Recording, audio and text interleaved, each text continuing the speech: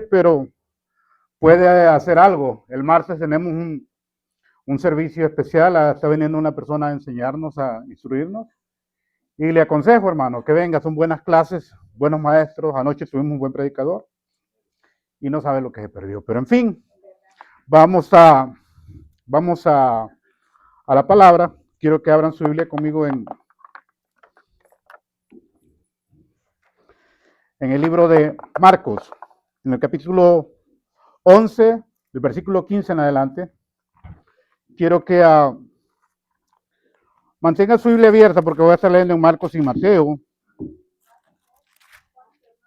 11, Marcos 11, en el capítulo 11, del versículo 15 en adelante. Vamos a leer un par de versículos, que este es el tema principal, pero a la misma vez estaremos leyendo a Mateo para que usted tome una base. Amén. Si ya lo tiene, dice la palabra de Dios, purificación del templo, aunque no es el tema, es el que tengo.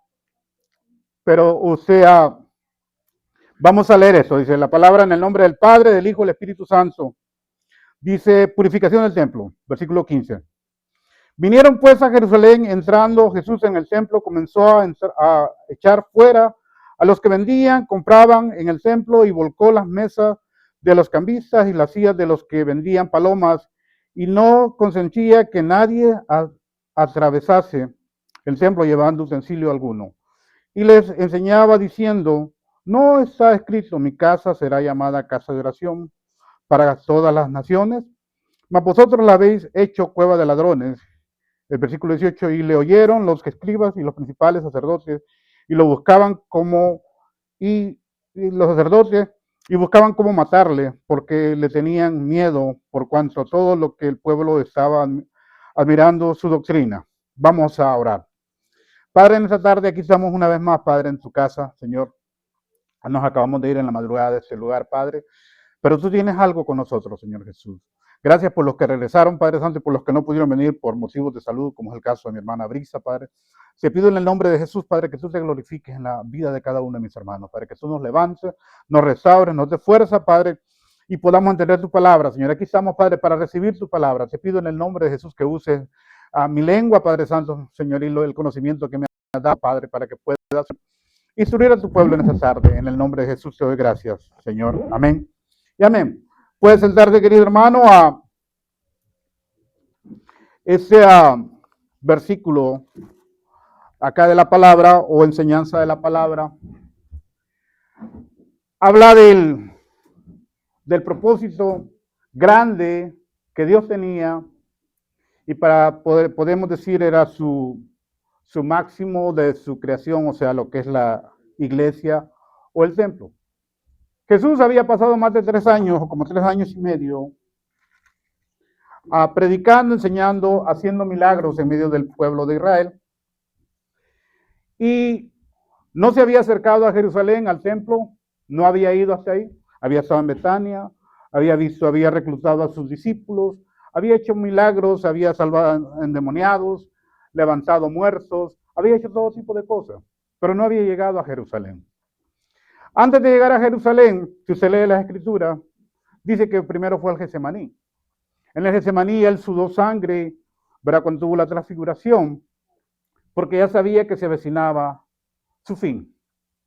Al llegar al templo, como quien dice, estaba ya en la última curva para acabar su carrera, pero a la misma vez el templo era lo máximo que Jesús quería restaurar y a la misma vez quería poner orden, porque había desorden en el templo de Dios. Y qué tremendo es que el desorden no lo traía la gente de afuera, sino que era la gente de adentro, los religiosos, los que estaban causando el desorden en el templo de Dios.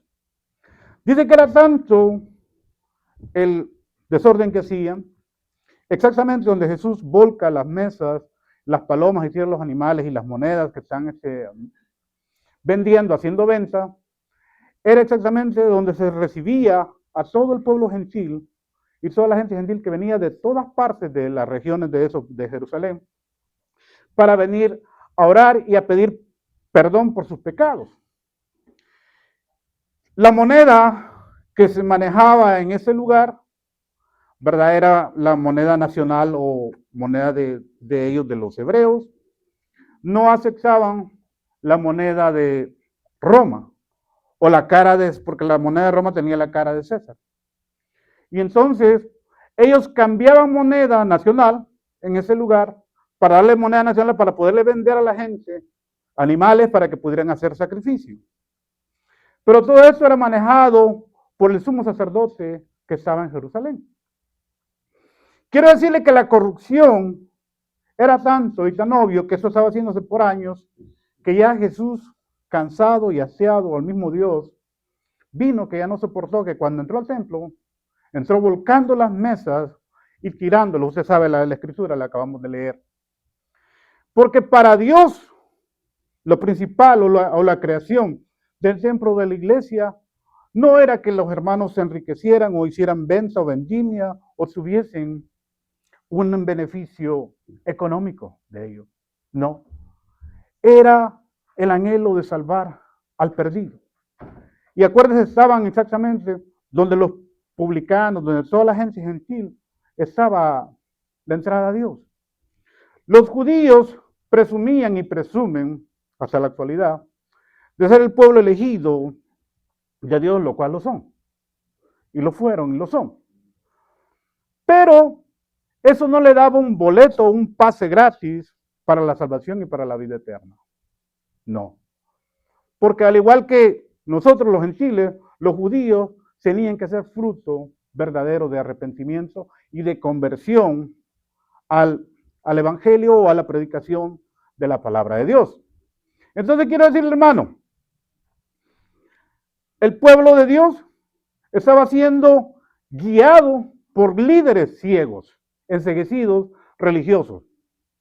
Y a la misma vez enseñaban leyes injustas y no había justicia. Dice la palabra de Dios que adelante de Jesús vino Juan el Bautista a predicar. Ya Juan había muerto. Para que Jesús comenzase a crecer o su ministerio fuera notado, ya con más fuerza, Juan tuvo que morir y perecer. Pero en el tiempo que Juan predicó y enseñó y bautizó en el río Jordán, a Juan le llegaban las prostitutas, los publicanos, la gente repudiada por los fariseos o por el pueblo de Israel, el pueblo religioso de Israel. El fariseo tenía a la prostituta y a los publicanos como la gente peor que existía en este mundo. Y quiero decirle que Jesús vino defendiendo ese tipo de personas y eso fue prácticamente su enojo al presentarse en el templo. Porque a los gentiles estaban en ese plan. Delante de Dios o para los judíos no había acceso a los gentiles al templo de Dios. No había acceso. Mucho menos las prostitutas, mucho menos los publicanos. La prostituta no necesitaba ser extranjera, podía ser nacional o del pueblo de Israel. Las mujeres que ejercían este oficio, muchas de ellas, quiero decirles, eran viudas que habían enviudado, habían perdido a sus esposos y tal vez no tenían hijos responsables que les pudiesen ayudar. Entonces esa mujer obligada para comer, para vivir, para subsistir, no podía rentar una casa, no podía ofrecer ofrenda delante del templo, no era aceptada. Esa mujer para comer y para vivir tenía que vender su cuerpo. Y esa era la manera como ella vivía y subsistía, porque en ese tiempo, en esa generación, la mujer era un poco menos que un perro en esa sociedad. Quiero decirle que usted entienda por qué el contexto y por qué Jesús, su preocupación de él, por las mujeres maltratadas o que no tenían acceso en el templo por causa del oficio que desempeñaba. Y quiero decirle que las prostitutas, Jesús mismo las exalta y les dice a los fariseos que ellas están adelante incluso de los religiosos. Van adelante. Jesús mismo trae sangre de prostituta en su vida. Rabad, en Jericó, viene a ser abuela de Jesucristo. La moabita, ¿verdad? Que Ruth viene a ser abuela de Jesucristo. Samar, la nuera de Judá, el que vino a ser la abuela de Jesús, dice que se vistió de prostituta para que su suegro le pudiese dar genealogía y ella pudiera tener descendencia. Entonces ya Jesús traía en su ADN sangre de prostituta. Pero esas personas ya estaban justificadas y santificadas delante de Dios, para con Dios. Yo quiero decirle esto, la injusticia delante de Jesús nunca ha sido bien vista, ni malejada, ni aún sea un religioso con mucho conocimiento, con una maestría, ¿verdad? Con un alto estudio aquí en el mundo y pueda tener en poco a una persona que no conoce de Dios. Ese no es el plan divino, ni para usted, ni para mí, ni para el creyente. Ese plan de Dios sigue todavía activo ahora en este tiempo. ¿Qué quiere decir con eso, hermano?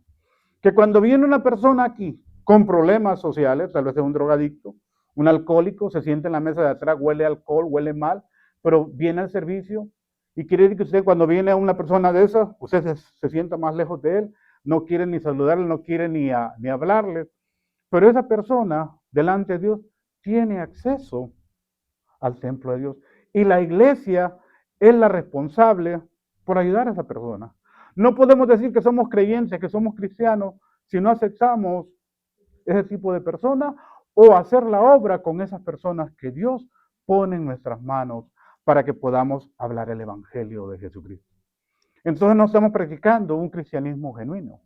No vamos a practicar un cristianismo genuino si no hacemos estas prácticas. Quiero decirle, hermano, ese era el sentir de Jesús. Se molestó tanto, empezó a tirar las palomas y prácticamente les hizo pérdidas económicas a los vendedores. Y quiero que me acompañe conmigo a Mateo, en el capítulo 21 de Mateo, vayas atrás de Marcos, y quiero que me acompañen en el versículo 28 al 32, son 3 versículos. 21. Dice la palabra de Dios. Mateo 21, 28. Pero, ¿qué os parece? Un hombre tenía 2 hijos y acercándose el primero le dijo, hijo, me voy a trabajar a mi viña. Y respondiendo le dijo, no quiero. Pero después, arrepentido, fue. Acercándose el otro le dijo de la misma manera y respondiendo le dijo, sí, Señor, voy. Y no fue. ¿Cuál de los dos hizo la voluntad de su padre? Dijeron ellos el primero. Jesús les dijo, de cierto os digo que los publicanos y las rameras van delante de vosotros en el reino de Dios.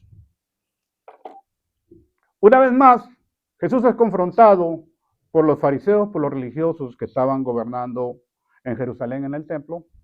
Y les dije que Jesús estaba acercando ya a la última vuelta ya de su ministerio, quería entregar su ministerio, ya iba a ser crucificado, lo iban a matar, él ya lo sabía. Pero a la misma vez, yo quiero decirle, hermano, aquí está la confirmación de lo que yo le estoy diciendo. Dicen, respondiendo él les dijo, no quiero pero arrepentidos, porque acercándose uno le dijo, de la misma manera respondiendo él, la misma Señor, y fue, ¿cuál de los dos es la voluntad? Dijeron, del primero. Ese es el hijo rebelde, pero va y hace la voluntad de Dios. Esas son las personas, son los procesos, son las personas, los publicanos. De cierto os digo que los publicanos y las rameras van delante de vosotros en el reino de Dios. La vida de una prostituta, de una ramera, de un publicano, no era la mejor vida que se podría tener. Dice la Biblia que los publicanos cobraban impuestos al pueblo de Israel y eran tenidos por traidores y no eran aceptados por la sociedad misma de ellos mismos porque cobraban impuestos para los romanos y a la misma vez cobraban de más porque para ellos mismos necesitaban quedarse con una parte. Entonces, esas personas eran odiadas y detestadas por los mismos judíos. Pero yo quiero decirle, hermano, que esas personas, cuando Juan el Bautista vino a bautizar y predicó arrepentimiento, fueron los primeros en ir a bautizarse y entregarse y arrepentirse. Quiero decir, hermano, con esto, Jesús mismo lo dijo, cuando está la mujer que le iban a apedrear. Dijo, haciendo rueda, fiel a todos, le iban a apedrear y le dijeron, esta mujer ha sido encontrada en el acto. Y Jesús, viéndola a ella, fíjese bien, cómo son de tentadores los religiosos. Trajeron a la mujer, pero no trajeron al hombre. A la mujer nomás la presentaron a Jesús. El hombre tenía que estar ahí también. El hombre también tenía la misma sentencia de muerte en la ley de Moisés. Tenía que haber sido apedreado. Pero no lo fue. Porque ahí se cumple lo que yo le estoy diciendo, que las mujeres eran tenidas poco menos que perros consideradas en esa sociedad en ese tiempo. Entonces, pero a Jesús lo traen para sentarle a él. Y Jesús, después de que les dice el que se sienta libre de pecado, tire la primera piedra. Nadie lo hizo, se fueron. La mujer quedó en ese momento y le preguntó, ¿dónde están los que te acusaban? Se han ido todos, ok. Si ellos no te acusaron, yo menos le digo, pero ve y no peques más. ¿Qué quiere decir con eso? Jesús restaura y no condena la condición de esta mujer en su pecado. Ni de nadie, hermano. Ninguna persona que comete pecados delante de Dios, tenemos la oportunidad de ser restaurados. Y Jesús vino a eso, a restaurar al ser humano. Murió y dio su vida en la cruz por restaurarlo a usted y a mí. Restaurarnos y darnos restauración, vida eterna. Lo cual Satanás a través del pecado había robado a nuestras vidas y nos estaba robando porque a través del pecado condena. Anoche estábamos hablando de lo que el hermano Julio decía, que hay vergüenza o había vergüenza y esa vergüenza, ¿qué es lo que trae? Trae culpa, trae culpabilidad, no hay ese alivio. Las prostitutas no se sentían aliviadas. Después de que Juan las bautizaba, se sentían libres, se les quitaba una carga de encima, porque muchas de ellas no lo hacían por querer hacerlo, simplemente necesitaban existir y vivir. No había otra manera de comprar comida, no había otra manera de hacer. Tenían que vender su cuerpo, lo único que tenían las pobres mujeres. Yo quiero decirle, hermano, cualquiera sea la necesidad que tiene el ser humano afuera de drogarse, a veces vienen de familia que vende drogas y está la droga a la mano en la casa y de eso agarran, simplemente agarran y se les pega. O el mismo espíritu que viene, que hace vender a los padres drogas, ese mismo espíritu lo está sacando y lo agarra un muchacho joven y el muchacho se envuelve lo que es en la droga. O a veces los mismos padres que son drogadictos le enseñan a los mismos hijos sin saber que van a echar a perder a un joven a la droga, no sabemos. Pero a usted y a mí, que somos religiosos, no nos ha puesto Dios para condenar a nadie. Ni saber a veces, no sabemos por qué razón la gente pasa o está pasando las situaciones que están sucediendo, hermano. Tenemos que ser base de la misericordia que Dios tiene. Bien, usted me está entendiendo el tema, vamos a Juan 8, el 1 al 11. El Evangelio de San Juan nos aclara un poco de lo que estoy hablando. Quiero que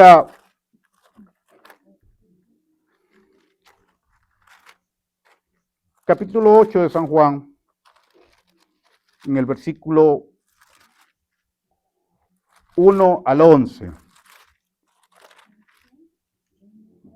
Dice la palabra de Dios, la mujer adúltera. Cada uno se fue a su casa y Jesús se fue al monte de los olivos. Y por la mañana volvió al templo y todo el pueblo vino a él, sentándose, les enseñaba. Entonces los escribas y los fariseos le trajeron a una mujer sorprendida en adulterio y poniéndola en medio, le dijeron, maestro, esta mujer ha sido sorprendida en el acto mismo del adulterio. Y en la ley nos manda Moisés apedrearla a tales mujeres. ¿Tú pues qué dices? Mas eso decían pensándole para poder acusarle, pero Jesús inclinado hacia el suelo escribía en la tierra con los dedos y como insistieron en preguntarle, se enderezó y les dijo, el que de vosotros esté sin pecado sea el primero en arrojar la piedra contra ella. E inclinándose de nuevo hacia el suelo, siguió escribiendo en la tierra, pero ellos al oír esto, acusados por sus conciencias, salían unos comenzaban desde los más viejos hasta los más postreros, y quedó Jesús solo y la mujer que estaba en medio, enderezándose. Jesús, y no viendo a nadie, sino a la mujer, le dijo: mujer, ¿dónde están los que te acusaban? ¿Ninguno te condenó? Ella dijo: ninguno. Señor, entonces Jesús le dijo: ni yo te condeno, vete y no peques más. Muchos de los hombres que estaban con una piedra en la mano habían sido clientes de esa mujer. Por la noche la buscaban, en el día se avergonzaban de ella. Contra una sociedad tan corrupta o tan pura que se quiere llamar, contra esa sociedad se levanta Jesús. Había corrupción en el pueblo de Dios. Y era necesario que Jesús enderezase esas veredas que estaban chuecas antes de entregar su ministerio. Dije que al principio Jesús ya había andado por todas las regiones de ahí de Judá, enseñando, salvando, sanando, reclutando a sus discípulos, haciendo milagros, haciendo prodigios, multiplicación de panes en el desierto y donde quiera. Pero no había llegado al templo, no había llegado a Jerusalén, porque él sabía que llegar al templo, llegar a Jerusalén, su carrera terminaba. Sabía que el sumo sacerdote, los religiosos, lo querían matar, ¿verdad? Ese es el objetivo de ellos para con Jesús. Jesús lo conocía y sabía muy bien eso. No era una sorpresa tampoco para Jesús. Sabía que su ministerio él mismo les anuncia a sus discípulos, les dice: la hora ha llegado en que el Hijo del Hombre va a ser entregado, ¿verdad? Y va a padecer y va a pasar esto. Y él mismo les advierte a sus discípulos. Es cuando se levanta Pedro, muy famoso, y dice: yo no voy a dejar que eso pase, Señor. Y saca el pecho él, queriendo sacar el pecho por todos a los discípulos, y dice: no seas cobarde, Señor. Le dice eso. Y a Jesús lo exhorta y le dice: vete de mí, Satanás. Porque quiere que Jesús no pase por esa situación. Pero en fin, yo quiero decirle, hermano, el mensaje del Evangelio de Jesús, o su muerte en la cruz, o el padecimiento de la cruz y los azotes, la corona de espinas y todo lo que sucedió, no fue netamente, ¿verdad?, para que salvar un grupo étnico de judíos y tener simplemente una clase social de ellos. No. Era para usted y era para mí, para todos. La palabra de Dios dice: de tal manera amó Dios al mundo que dio a su Hijo unigénito, para que todo aquel que en él crea no se pierde, mas tenga vida eterna.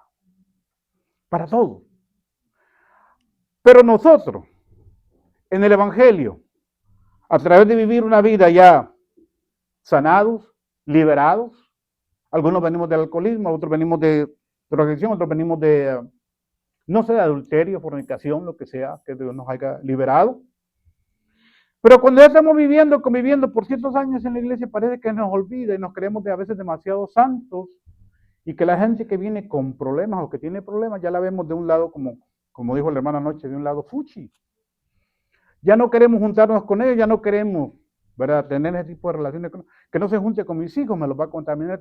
Y nos vamos apartando y nos vamos querer santificar o hacernos más santos que nada, cuando verdaderamente tenemos un trasfondo de pecado también.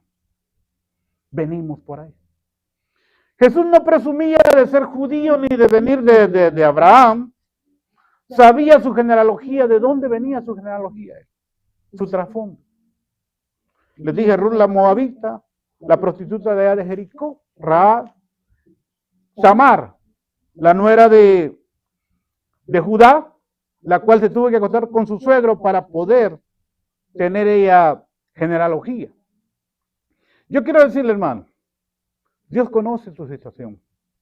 A Dios no le vengas presumiendo que tú eres el rey de la selva cuando no llega ni a Chita la mona. Dios te conoce a ti y a mí. Nos conoce muy bien, hermano. Y Dios quiere que nos asinceremos con Él. Para que Dios comience a hacer algo grande en tu vida, tenemos que arrepentirnos de lo que hacemos. Eso es lo que sucedía con la gente que llegaba y se acercaba a Juan el Bautista en el río Jordán. Y era lo que predicaba Juan el Bautista, lo cual había sido enviado a hacer. Y es lo que Jesús vino a recalcar y a decirle al ser humano antes de ser entregado a su ministerio, que eso es lo que quería, la reforma y que el ser humano entendiese el llamado de Dios. Pero más que todo, era al pueblo religioso. La iglesia o el templo se había formado no para hacer negocio, ni para enriquecer a los religiosos que estaban en ese tiempo gobernando. No. El propósito divino de Dios, la salvación, la vida eterna del ser humano. Ese es el propósito divino de Dios. La salvación y la vida eterna para todo ser humano que se acerque a Él. Sin discriminación, sin rasgos, sin raza, sin un credo específico. Simple y sencillamente una persona que acepte lo que es el concepto divino de Dios. Muchas religiones ahora en este tiempo se meten en problemas al hacer observaciones o al hacer definiciones donde dicen de que son la única religión que Dios ha dejado en este mundo y afirman. Cuando a veces verdaderamente, hermano, no es la religión la que salva a nadie, ni la que va a traer a confirmación a nadie. Quiero que abra su Biblia en Lucas, el capítulo 19, dice la palabra de Dios. El 1 de Lucas 19 va a ser dice, aquí hay otro tipo, lo que estaba hablando yo, que era despreciado por la sociedad, el famoso Zaqueo, una persona de una estatura pequeña. Dice la palabra de Dios. Lucas.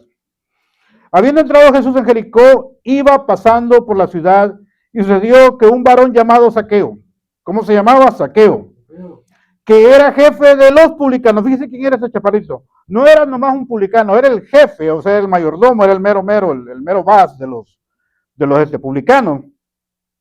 Y se dio que aquel varón llamado Zaqueo, que era jefe de los publicanos y rico, aparte de eso tenía dinero, procuraba ver quién era Jesús, pero no podía a causa de la multitud, pues era pequeño de estatura. Y corriendo delante, subió a un árbol de sicomoro para verle, porque había de pasar por ahí. Cuando Jesús llegó a él, al lugar mirando hacia arriba, lo vio y le dijo: Zaqueo, date prisa, desciende, porque es necesario que pose yo en tu casa. Parémonos ahí. Zaqueo, por ser judío, podía entrar a la sinagoga, donde había una reunión de religiosos, y podía escuchar. Pero cuando entraba a la sinagoga, se sentaba solo, no había nadie que lo saludase, por lo que yo les digo que estaba aquella cosa. Y él sentía aquel rechazo en medio de su pueblo, siendo judío, que lo rechazaban por el oficio que él desempeñaba. Una persona en esa condición, hermano, no es feliz. Aunque el hombre era rico y tenía dinero, no era feliz. Pero siente curiosidad de escuchar, ya más de 3 años de escuchar de Jesucristo, que iba a pasar ese día por ahí. Se sube al árbol y quiere verlo. Y para sorpresa de él, Jesús lo mira desde abajo y le dice: Zaqueo, desciende, voy a ir a tu casa.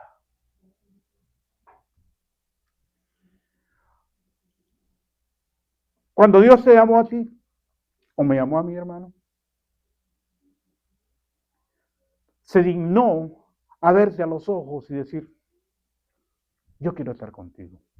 A pesar de que tú y yo nos sentíamos indignos, tal vez de no recibir o estar en la presencia de Dios. Así se sentía Zaqueo, en esa manera. No se sentía digno de que el mismo Dios se posara y dijera: voy a ir a tu casa. No lo invitó al templo, le dijo: en tu casa me voy a reunir contigo. Ahora yo quiero decirte una cosa, hermano. No sé por cuál situación o por qué has pasado, cuál es tu vida, tu pasado, no me interesa. Pero Dios quiere que tú dejes todo lo que te oprime, te deprime y te trae a derrota para levantarte, restaurarte. Dice la palabra de Dios que después de que este hombre tiene un encuentro con Jesús en su casa, sin que Jesús le dijera publicano, sucio, publicano, no le hizo nada de eso. Él mismo dijo, a los que les he robado, les devolveré 4 veces lo que he hecho. Ya el hombre ya es tocado y cambiado por la visita que Jesús hace en su vida y comienza a ser fruto de verdadero arrepentimiento de Dios. Pero muchos que crecemos en la iglesia, hermanos, que tenemos la doctrina que nuestros padres nos han dejado, a veces somos más orgullosos que los pavos reales y no queremos llevar el evangelio ni presentar el evangelio de Jesucristo. Dios quiere que muramos en esta noche y que comencemos a vivir el evangelio genuino que Dios tiene para la humanidad. Porque el haber crecido en una casa cristiana y tener padres cristianos no te da la seguridad que tú ya ganaste la vida eterna y vas para el cielo directo. No lo es. Así no trabaja el evangelio, ni va a trabajar en esa forma. Sigue siendo el mismo método para todos y cada uno de nosotros. Hay que pagar un precio. Zaqueo dijo, 4 veces devolveré. ¿Quieres seguir conmigo la lectura? Dice a Zaqueo, date prisa, desciende, porque hoy es necesario que pose yo en tu casa. Entonces él descendió a prisa y le recibió gozoso. Al ver esto, todos murmuraban diciendo que había entrado a posar un hombre pecador. Entonces Zaqueo, puesto en pie, dijo al Señor, he aquí, Señor, la mitad de mis bienes doy a los pobres, y si algo he defraudado a alguno, se lo devolveré cuadruplicado. ¿Qué significa cuadruplicado? 4 veces. Cuadruplicado. Jesús le dijo, hoy ha venido la salvación a esta casa, por cuanto él también es hijo de Abraham. Jesús no le pidió ofrenda, ni lo confrontó, ni le dijo publicano, sucio, inmundo, arrepiéntete. No le dijo absolutamente nada de eso. Ya el hombre ya estaba siendo redarguido, la presencia de Dios era. A veces, hermano, viene el pecador aquí a la iglesia con nosotros y nosotros queremos averiguar su vida pasada, todo lo que hizo, lo que no hizo, y si no lo averiguamos, no es una persona que tal vez no es digna de nosotros para que nosotros nos podamos reunir con ellos. ¿Qué es eso, hermano? Jesús no lo investigó, ni le preguntó si había matado, qué había hecho, no, nada de eso. Simple y sencillamente la pura presencia de Jesús restauró a esa persona y esa persona comenzó a hacer frutos de verdadero arrepentimiento. Estamos en contacto. Amén. Quiero que vaya conmigo al libro de Génesis 38, del versículo 38, versículo 14 al 15. Génesis, primer libro de la Biblia.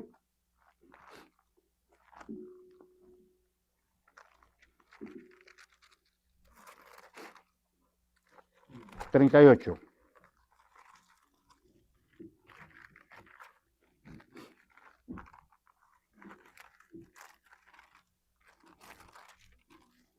Versículo 14, dice la palabra de Dios. Entonces se quitó ella los vestidos de su viudez y se cubrió con velo y se rebozó. Y se puso en la entrada de Enaín junto al camino de Simad, porque veía que había crecido Sela y ella no era dada a él por mujer. Y la vio Judá y la tuvo por ramera, porque ella había cubierto su rostro. Y se apartó del camino hacia ella y le dijo, déjame ahora llegarme a ti, pues no sabía que era su nuera. Y ella dijo, ¿qué me darás por llegarse a mí? Él respondió, yo enviaré del ganado un cabrito de las cabras. Y ella dijo, dame una prenda hasta que la envíes. Entonces Judá dijo, ¿qué prenda te daré? Ella respondió y dijo, tu sello, tu cordón y su báculo que tienes en tu mano. Esa es la mujer que le estaba hablando yo, Tamar, que viene a la genealogía de Jesucristo, no era de Judá. la cual se hace pasar por ramera para que Judá restaure su condición espiritual.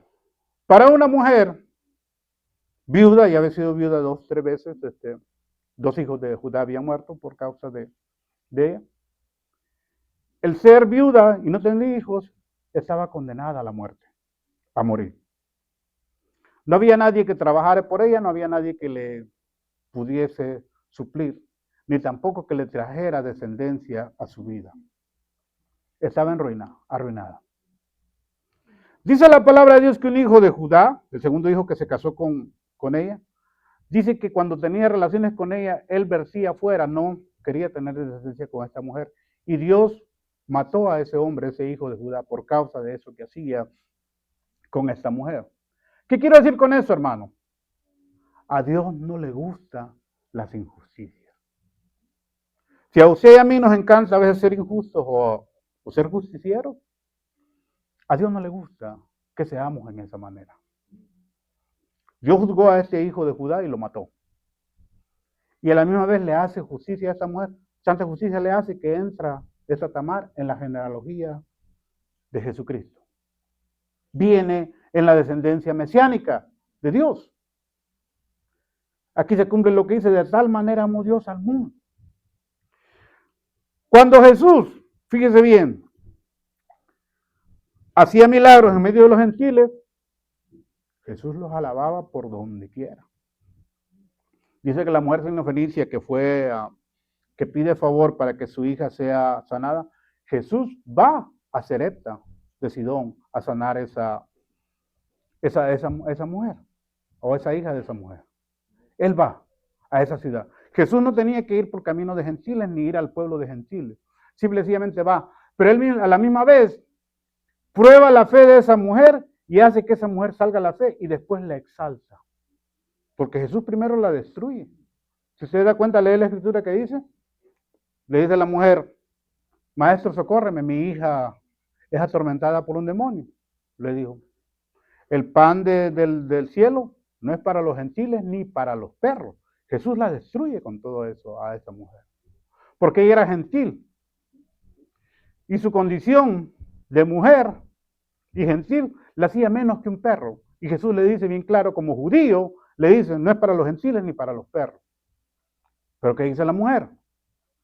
Aún los perrillos comen de las migajas de sus amos. Cuando pasa esto, Jesús cambia su teología y en ese momento ya no la ensucia más, ni la avergüenza más, la comienza a exaltar y la levanta y la restaura. Fíjese bien el cambio que Jesús hace, pero a la misma vez, esto lo deja con un gentil. Cuando vino el centurión a pedir favor para su siervo delante de Jesús, se presenta el centurión delante de Jesús y le dice: Señor, tengo un siervo, en mi casa está muriendo, yo le tengo mucho aprecio por él, quiero que lo sane, yo hago mucha ofrenda y hago mucho beneficio al pueblo de Israel. Jesús le dice: déjame, voy contigo. Le dice: Señor, yo no soy digno de que tú entres en mi casa. Dice: yo soy soldado y digo a un soldado: ve, y este hace orden. Tú nomás das la orden y así será hecho. ¿Y Jesús qué hace? Lo comienza de nuevo a exaltar. Ni aún en Jerusalén he encontrado tanta fe como en este hombre pagano, gentil. ¿Qué quiere decir eso, hermano? Cuando Jesús encontraba una persona que no era del pueblo de Israel y que tenía fe, porque es lo que busca en usted y mí, fe. Dios está buscando fe en su vida, en mi vida, para poder hacer obra grande y prodigios tremendos en este lugar. Yo creo que aquí en este lugar se puede llenar y multiplicar. Sí lo creo. Por eso no me he movido todavía de este lugar, porque creo y sigo creyendo, desde que se comenzó esta visión loca de nuevo remanente, que Dios puede hacer cosas tremendas. Y he visto milagros y he visto prodigios. Amén. Y por esa misma razón quiero y le exhorto, hermano, a que usted comience a creer y a vivir por fe y explote esa fe en el buen sentido de la palabra. Porque es lo que tenemos que hacer, hermano. Todos trabajamos, todos pagamos renta, todos tenemos biles, todos tenemos cosas que hacer, pero tenemos que ser evangélicos y predicar el evangelio, enseñar el evangelio y hacer la diferencia en nuestra sociedad. Todos estamos de acuerdo en ese lado. Así que, hermano, aquí está Jesús poniendo ejemplos y poniendo gente que hace la diferencia y que esta mujer, por ejemplo, ya había sido prácticamente destinada a la... Ya ni el Salvation Army le había dado a la pobre Tamar, ya le había desahuciado a su suegro. Y ya no le quería dar más hijos. Quiero que vaya conmigo a Lucas capítulo 7, versículo 36. Ya me estoy acercando ya a la recta final yo también acá. 7:36. Dice la palabra de Dios, versículo 36. Uno de los fariseos rogó a Jesús que comiese con él. Habiendo entrado en su casa del fariseo, se sentó a la mesa. Entonces una mujer de la ciudad que era pecadora, al saber que Jesús estaba en la mesa, en casa del fariseo, trajo un frasco de alabastro con perfume y estando detrás de él, a sus pies llorando, comenzó a rogar con lágrimas sus pies y los enjugaba sus cabellos y besaba sus pies y los ungía con perfume. Cuando vio esto el fariseo que lo había convidado, dijo para sí, si ese fuera profeta, conocería quién y qué clase de mujer es la que le toca, que es pecadora. Entonces Jesús respondiendo le dijo, Simón, una cosa tengo que decirte. Y él le dijo, sí, maestro. Un acreedor tenía 2 deudores, el uno le debía 500 denarios y el otro 50. Y no teniendo ellos con qué pagar, perdonó a ambos. Di pues cuál de ellos le amará más. Respondió Simón, dijo, pienso que aquel quien perdona más. Y le dijo, rectamente has juzgado. Y vuelto a la mujer dijo a Simón, ¿ves a esta mujer? Entré a tu casa y no me diste agua para mis pies. Mas esta ha regado mis pies con lágrimas y los ha enjugado con su cabello. No me diste beso, mas esta, desde que entró, no ha dejado de besar mis pies. No ungiste mi cabeza con aceite, mas esta me ha ungido con perfume mis pies. Por lo cual te digo que sus muchos pecados le son perdonados, porque amó mucho más aquel a quien le perdona, poco ama. Con esta me despido. Dice la palabra de Dios que Jesús fue invitado a la casa de un fariseo a comer. Cuando los fariseos tenían banquete, dejaban sus puertas abiertas. Toda la gente era libre de entrar a comer. Había mucha comida en sus casas, era una persona rica. Costumbre farisea, gente que visita, era lavarle los pies, secarle los pies con una toalla y luego ungirle con aceite sus pies para que descansara. Esas faenas allá en el desierto, caminando por allá, son faenas grandes. Pero este fariseo no se humilló haciendo eso con Jesús porque la verdad, los fariseos no eran amigos de Jesús. Siempre estaban buscando una razón para acusarle y para verle. Ok, esta mujer que era prostituta, no era una persona, era una ramera, dice la palabra de Dios. Dicen que hizo esto, hermano. Ya cuando una persona se prepara, como quien dice, y nada sin nada. Se soltó el cabello. Ella sabía que iba a entrar a la boca del lobo, a la cueva del león. Se quitó el cabello y como quien dice, y aquí ya me vale lo que me hagan o lo que me vayan a hacer. Casi estaba destinada que la iban a matar, por los fariseos lo que hacían ellos, apedreaban a la gente. Va a los pies de Jesús, comienza a besar los pies de Jesús, a llorar y a implorar. No pidió nada. Simplemente fue quebrantada sabiendo que era el Hijo de Dios el que estaba presente en ese lugar. Pero la Biblia bien claro dice que no era una persona de la alta sociedad. no era un abogado, no era un ingeniero, no era una persona que estaba en la NASA, un erudito de la escuela, una buena persona que tenía conocimiento, tenía un BA, tenía un posgrado, ¿verdad? Un teólogo grande. Dice la palabra de Dios que era bien claramente una ramera. Y que el frasco de alabastro que ella invirtió en la vida de este hombre era el sueldo de un año de una persona. Un denario era lo que ganaban por día. Dice que costaba como 300 denarios ese perfume que le rocía a Jesús, el cual dice que era para prepararle a su muerte de Jesús. Y Jesús mismo da una parábola en ese momento, referente a ese muerto.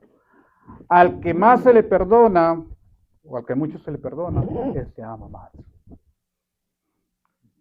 Los fariseos se vivían justificando delante de Dios. Esa era una oración farisea. Jehová, te doy gracias por el comino, por la menta, aquí está el diezmo de la menta, del comino, del trigo. Gracias porque no soy gentil, no soy perro, ni samaritano, ni mujer. Soy un hombre de Dios. Y venían y se justificaban. Pero dice Jesús que Jesús en el templo mira a un publicano entrar al templo a orar y está un fariseo. El publicano entra, Señor, yo no soy digno de estar en tu casa, ni que me mires a mí. Y entra humillado y dice la palabra de Dios que ese publicano salió, ¿verdad? Completamente bendecido por Dios y justificado. Más el publicano que llega a presumirle a Dios, no es aceptada su oración. Muchos creyentes, muchos cristianos vivimos en esta forma hoy en la actualidad, en este pleno tiempo, en la misma manera. Porque tengo carro, porque tengo trabajo, porque tengo padres cristianos, porque tengo cuello, soy un líder en la iglesia y por eso soy bien escuchado y debo ser respetado y me deben de tratar a mí con honores y denme el mejor asiento que tenga yo en ese lugar porque es el mío, mi preferido en este lugar. No, hermano. Nada de eso tiene que ver con el evangelio genuino de Cristo. El corazón contrito y humillado no despreciará a Jehová. Y si no tenemos un corazón contrito y humillado y nos humillamos delante de Jehová, porque Dios es el mismo ayer, hoy y siempre por los siglos de los siglos. Él no ha cambiado, ni cambiará por un loco que diga soy creyente, soy cristiano y va a hacer cambiar las leyes a su favor. No, hermano. Es lo mismo para todos, el mismo mensaje, el arrepentimiento. Volvámonos a Dios, nuevo remanente. Comencemos en ese año 26, año donde hay guerra en Irán, en Rusia, en esos lugares. Año donde Dios quiere tratar con usted y con nosotros. Y comencemos a vivir el evangelio genuino de Jesucristo, el cual Dios nos ha llamado a hacer la obra de Dios. Y creo, hermano, que vamos a ir por muy buen camino, comenzando a hacer el evangelio de Jesucristo. Pongámosle de pie, vamos a orar. Padre, gracias en esta tarde, Padre, hemos podido compartir tu palabra, Señor. Tú nos has venido hablando desde el martes pasado que estuvimos aquí presentes en la reunión, Padre, el hermano Otto que vino, Señor, a enseñarnos, Padre. Anoche tuviste, Señor, la bendición de traer a otra persona que nos vino, Señor, a dar palabra. Señor, y nos estás hablando de diferentes maneras, Padre Santo, a este ministerio para que nos levantemos, para que, Padre, nos esforcemos y hagamos más de lo que tú quieres ver en nosotros, Padre. El evangelio genuino de Jesucristo debe ser predicado, debe ser enseñado, debe ser completamente, Padre Santo, practicado en este lugar. Ayúdanos, Padre. Ayúdanos, Señor Padre Santo, podrás levantarnos, Padre, con poder y poder, Señor, llevar el evangelio de poder, Padre Santo. Señor, gracias, Padre, que cuando oremos por los enfermos, Padre, los enfermos no se nos mueran, Padre, o los terminemos de matar, sino más bien se sanen, Padre Santo, para que su nombre sea glorificado, su nombre sea, Señor, bendecido, Padre.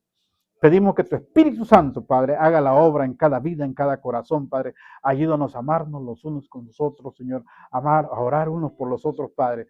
Perdona, Padre Santo, si no estamos haciendo, si no hemos hecho, Padre Santo, tu voluntad como tú quieres, Padre. Pero ahora, Señor, contristados, Señor, enfrentados por tu palabra, Señor, nos arrepentimos y comenzamos, Dios, Padre Santo, Señor, en este mes, Padre Santo, a glorificar su nombre, a bendecir su nombre, Padre, y a pedir que la gloria de Dios descienda cada día, Señor, en este lugar y que tu Espíritu Santo, Señor, siga obrando, Padre. Bendice a mi hermano Nelson, bendice, Padre Santo, Señor, a mi hermano Enjo, Padre Santo, en el nombre de Jesús, Señor, que este ministerio que están aquí, Padre Santo, en estas iglesias que están aquí en este lugar, Padre, sean prosperadas cada uno, Padre Santo, y que sean bendecidas, Padre, por el poder del Espíritu Santo, y tú comiences a hacer milagros y prodigios en este lugar, Padre. Y si hay pecados ocultos, Padre, perdona, disculpa, Padre, en el nombre de Jesús. Levántanos para la gloria de tu nombre, Padre, que el poder del Espíritu Santo, Señor, descienda sobre cada vida, sobre cada corazón, Padre Santo, en el nombre de Jesús, en las familias, en las parejas, los matrimonios, los jóvenes, los niños, Padre Santo, en el nombre de Jesús, Padre, que tu Espíritu, Señor, venga a hacer la obra sobre cada vida, sobre cada corazón, redarguye de pecado, Padre, en el nombre de Jesús, en los trabajos, en las escuelas, Padre, redarguye, Señor Jesús. Bendito sea tu nombre, alabado sea tu nombre, te bendecimos, Padre, en el nombre de Jesús de Nazaret. Amén, hermano Víctor. Amén. Gloria a Dios.